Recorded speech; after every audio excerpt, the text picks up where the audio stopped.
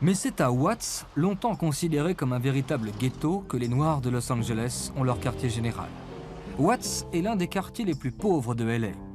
Ici, on peut être démuni de beaucoup de choses, mais pas de sens artistique. Ces tours, qui font penser aussi bien au palais idéal du facteur cheval qu'à celle de la Sagrada Familia, à Barcelone, ont été réalisées par un carreleur d'origine italienne qui leur a consacré 30 années de sa vie.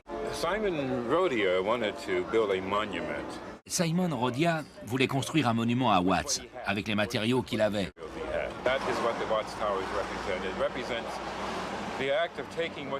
Tout l'art consistait à faire quelque chose de neuf avec des débris.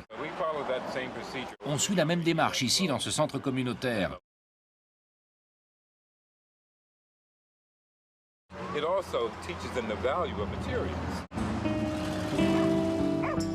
« 1965.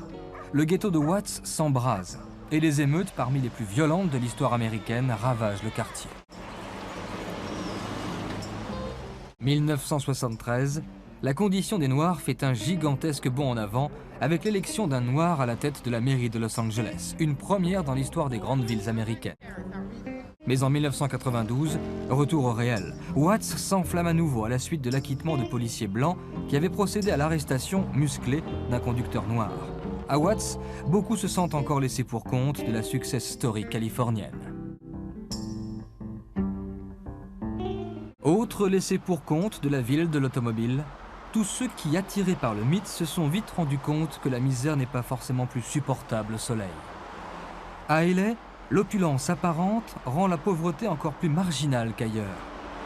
Et toutes les communautés ne sont pas touchées de la même façon.